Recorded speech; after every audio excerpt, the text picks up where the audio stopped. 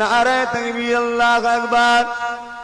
এ নওজওয়ানেরা, সেখানে একটা ঝান্ডা রয়েছে, লা ইলাহা ইল্লাল্লাহ মুহাম্মাদুর রাসূলুল্লাহ। ওই ঝান্ডাটা একটা মানুষের হাতে রয়েছে, যিনি আগিয়ে আগিয়ে আগিয়ে আগিয়ে যেতে লেগেছে, যিনার পিছনেতে কোটি কোটি কোটি কোটি আল্লাহর বান্দা বান্দি রয়েছে। আল্লাহ রসুলের দলের কাতারে গিয়ে দাঁড়ালে রাসূলুল্লাহ বললে, এ আমার সাহাবারা, আমি আবু বকর, আবু বকরের কলিজার টুকরা, আমি রাসূলুল্লাহ 30 পোস্টের বাচ্চা। ওই আবু বকর আসছে যে আমার জন্য, আমি রাসূল অপেক্ষায় রত। এ নওজওয়ানেরা, রাসূলুল্লাহ দলের সঙ্গে মিশে গেল। এই মিশে গিয়ে একসঙ্গে তারা আল্লাহর জান্নাতি হলে। আমি আব্দুল মাহবুব দেখতে পেলাম হযরত সুফিবাদে আলী ওয়াইসি রাহমাতুল্লাহ আলাইহি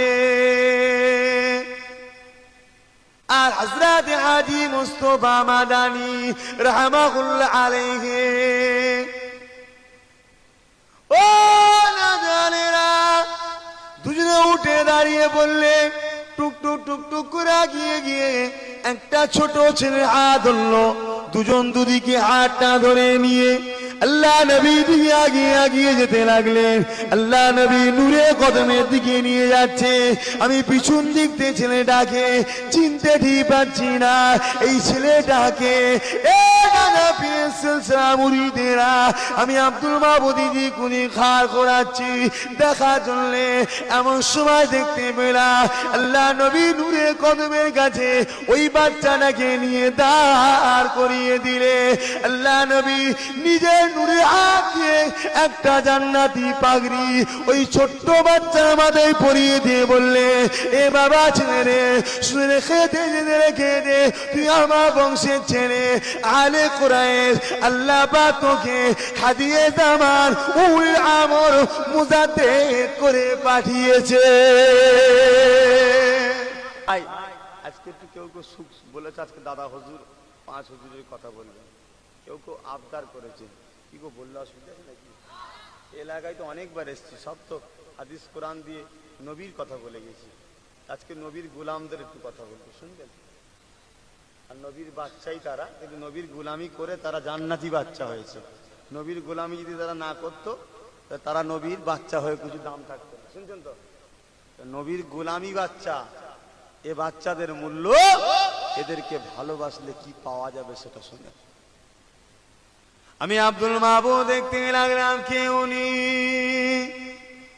ও নওজওয়ানেরা, এবার দেবঙ্গা নওজওয়ানেরা, মুরব্বী আব্বা জানেরা, শুনে রেখে দেয়। ফুরফুরা শরীফ জিন্দাবাদ, দাদা হুজুর জিন্দাবাদ, বড় হুজুর জিন্দাবাদ, মেজে হুজুর জিন্দাবাদ, সেজে হুজুর জিন্দাবাদ, ন হুজুর জিন্দাবাদ, ছোট হুজুর জিন্দাবাদ।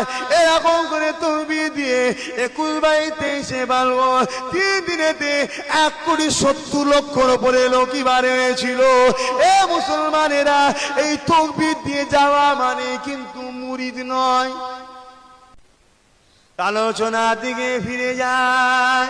হযরত আব্দুল মাহবুব বলতে লাগলেন, আমি আব্দুল মাহবুব দেখতে লাগলাম যেই নবী আমার বলে দিলেন, বাবা তোকে আল্লাহ বাউলিল আমর হাদিয়ে জামান করেছে, মুজাদ্দেদ করে পাঠিয়েছে।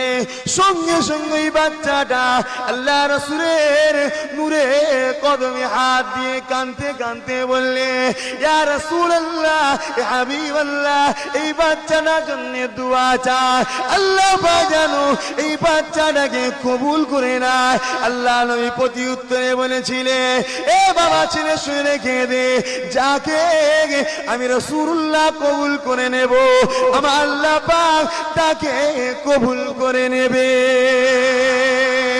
এ বাবা ছেলে শুনে রেখে দে, তোর কথা যে মানবে সে আমি রাসূলুল্লাহ কথাই মানলো, আমি রাসূলুল্লাহ কথা যে মানলো সে আল্লাহ কথাই মানলো।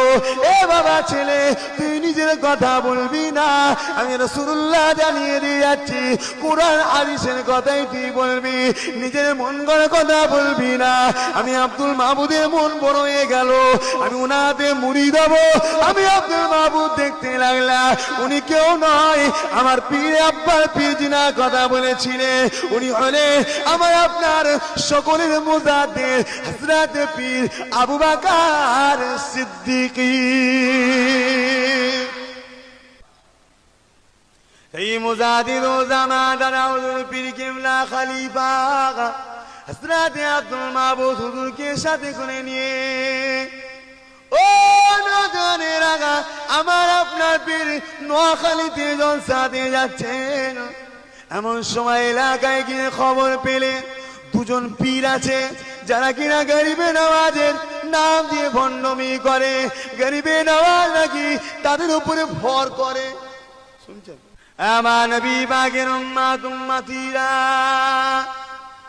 ও নওজওয়ানেরা, যুবকেরা, আমার দাদা পীরের সিলসিলা মুরিদেরা, হযরত আব্দুল মাহবুদ কে ওনার পীর বললে, বাবা আব্দুল মাহবুদ রে, এই যে ভণ্ডামি দুজন করে বেড়াচ্ছে, এদের মধ্যে যা আছে তুমি সলভ করে নাও। রাজওয়ানেরা, যুবকেরা, মুরব্বিয়ানেরা,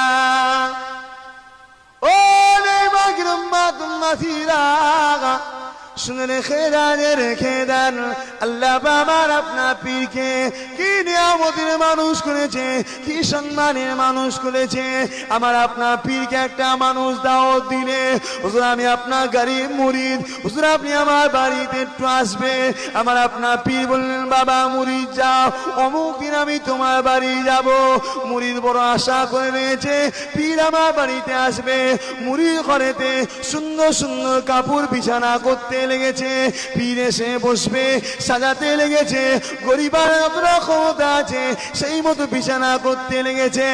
এ নাজারেরা, আমার আপনার পীর এই রকম ভাবে মাটি টেনে চেপে চেপে একটা জায়গায় গিয়ে দাঁড়ালে, যে জায়গা থেকে 3 কিলোমিটার এখনো হেঁটে যেতে হবে। 3 কিলোমিটার। দাদা হুজুর বলছে, বাবা তুই তোর পীরকে নিয়ে এসছিস, এটা পালকি ঠিক করতে পারলি নি বাবা। 3 কিলোমিটার দূরে লোকটা কিন্তু ঘরে বিছানা করছে। শুনছেন তো ভাই? এই শুনবেন না? দাদা হুজুরের কথা অসুবিধা হচ্ছে? 3 কিলোমিটার দূরে তোদেরই বাপ রে ভাই, তারা দাদা হুজুরের আওলাদ নয়, তোদেরই বাপ। তোদের বাপ গুণকে আল্লাহ কি করেছে সেটা শোন। শুধু দাদা হুজুর শুনবি, আল্লাহ তোমাদের বাপ গুণকে কি করেছে সেটা শুনে রেখে দাও।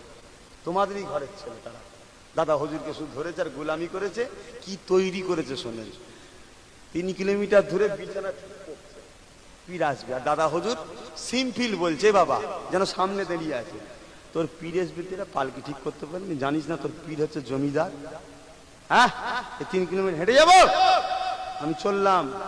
ওইখানে 3 কিলোমিটার দূরে বিছানা ঠিক করতে তো বলছে, হুজুর যাবেন না। জোরে বলুন সুবহানাল্লাহ। আমি জিজ্ঞাসা করছি, 3 কিলোমিটার দূরে দাদা হুজুরের কথাটা ওই লোকটা কোন কানে শুনেছিল? ও তো তোমাদের ঘরের লোক। শুধু ছোট হুজুর, বড় হুজুর, 5 হুজুর অলি ছিল? তোমাদের ঘরের লোক অলি নেই? ভুল বলছি নাকি? তোমাদের ঘরের লোক অলি নেই? তোমাদের ঘরের লোকটা কানটা কোন কানে তো শুনেছিল ভাই কথাটাকে? কথা বুঝছেন তো? ধরেন, আল্লাহ আপনাদের ঘরেও দেবে। হুজুর আমি গরিব, ব্যবস্থা করতে পারিনি। হুজুর দেবেন না। আবার কি হেঁটে হেঁটে লোকটার বাড়ি গেল। কথা ওটা নয়, কথাটা হচ্ছে এটাই যে ওই লোকটা কোন কান দিয়ে শুনেছিল। কান তো আমাদেরও আছে, এখন হরেন দিলে লোক শুনতে পাচ্ছে না। ওই মানুষটা কোন কান তৈরি করেছিল? যে মানুষটা তোমাদেরই মতো একটা সাধারণ ঘরের ছেলে।